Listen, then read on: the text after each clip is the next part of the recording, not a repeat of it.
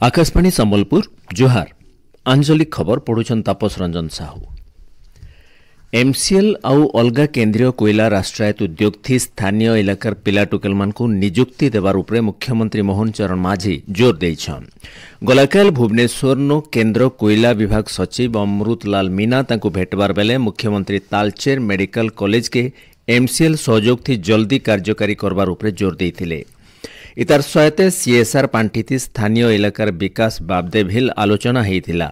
राज्यनु क्रीड़ा भित्तिभूमि पर्यटन और अलगा क्षेत्र उन्नति लगी एमसीएल पांठी जोगे देबा बोलकरी आलोचना जना पड़ीछे। हैदराबाद नो थिबा युक्तराष्ट्र अमेरिकार कौंसल जेनरल जेनिफर लार्सन गलाकाल मुख्यमंत्री मोहन चरण माझी को भेटिछन। मुख्यमंत्री श्री माझी लार्सन को स्वागत करबार सहित राज्यर शिल्प शिक्षा अक्षय शक्ति संस्कृति और पर्यटन क्षेत्र थी मिसिकिरी काम करबार सहित विकास थी सहयोगी हेबार के आह्वान देथिले।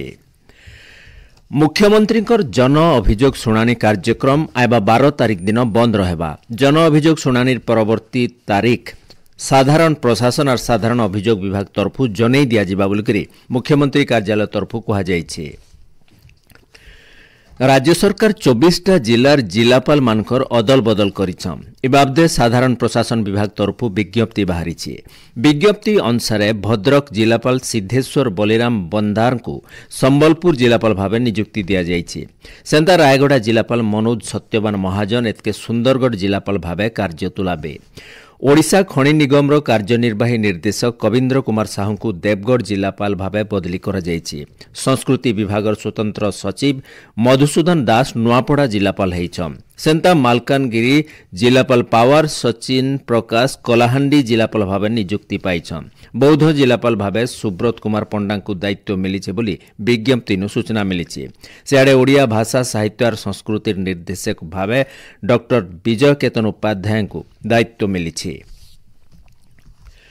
पूर्वतट रेलपथ और इतार इलाका भितरे थिबार भिन्न भिन्न स्टेशन और सर्विस बिल्डिंग रो छात उपरे पावर प्लांट स्थापना करबार के योजना करा जायछि। पूर्वतट रेलवाईर 149टा स्टेशन बिल्डिंग 248टा सर्विस बिल्डिंग 6924टा आवासिक बिल्डिंग और 366टा लेवल क्रॉसिंग गेट मान के सोलार पावर प्लांट स्थापना करबार के निष्पत्ति निया जायछि। इथि बछरक पाखापाखि 21826 किलोवाट पावर क्षमतार पावर प्लांट स्थापना करबार लगी योजना करा जायछि।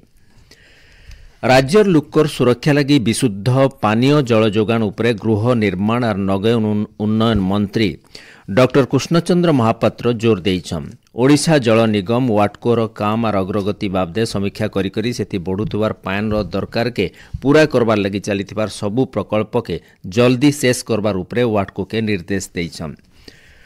माध्यमिक शिक्षा परिषद तरफु परिचालित ओडिया एकक भाषा परीक्षार फल बाहरी। 10 क्लास और 8 क्लास स्टांडार्ड रो हेतिबारी परीक्षा फल बोर्ड रो वेबसाइट थी मिलुछे। 10 श्रेणी स्टांडार्ड लगी 6462 जन परीक्षार्थी भितर 5887 जन पास करिछन। अष्टम श्रेणी स्टांडार्ड थी 1509 जन पास करिछन। पुरी ठाणे आईसीएमआर तरफु उन्नत जरूरीकालीन चिकित्सा व्यवस्थार विकास लगी गोटे जातीय स्वास्थ्य अनुसंधान प्राथमिकता प्रकल्प मूल हेबा बोलकरी भुवनेश्वर एम्स कार्यनिर्वाही निर्देशक डॉक्टर आशुतोष विश्वास कहिछन। स्वास्थ्य भित्तिभूमिर उन्नति सेवा प्रदानकारी मानकर दक्षता बढ़ावार सूचना प्रजुक्ति और कृत्रिम बुद्धिमत्ता एआई थी थिबार उपकरण थी जरूरीकालीन चिकित्सा बाबदे बरकस करबार लगी लक्ष्य रखा जायछि। कलाहांडी जिला नरला वनांचल भिन्न भिन्न गाँव और हाथी मानकर लगी चाष प्रभावित होउथबार अभियोग हेउछि। धानपल्हा कपा मेका बागिर भिन्न भिन्न फसल हेथिबार खेत के हाथी माने आसुथिबार नुकसान हेउथबार अभियोग हेउछि। जंगल विभाग गज साथी मानकर सहित मोबाइल ट्रेकिंग जरिया हाथी मानकर स्थिति जानबार उतरु लोक को सचेतन करौछन। हेंता हाथी मान को जंगल भीतर के नेबार लगी उद्यम करुथिबार जना पड़िछि। भुवनेश्वर ठाणे 4 दिनिया बहुभाषी तालीम शिविर मूल होइछे। एटा आबा 10 तारीख तक चलबा। ए कार्यक्रम थी आदिवासी भाषा संस्कृति एकाडेमी रो सह निर्देशक समरेंद्र भूतिया मुख्य अतिथि भावे जोग देकरी जनजाति छात्र छात्री माने सामना करुथबार भाषा बाबदर समस्या उपरे जोर देइछन। पाणीपाग गांगेय पश्चिमबंग और इतार पासर बांग्लादेश नो सृष्टि होइतबार घूर्णिबलय एछन गांगेय पश्चिमबंग झारखंड और उत्तर ओडिशा उपरे रहिछि।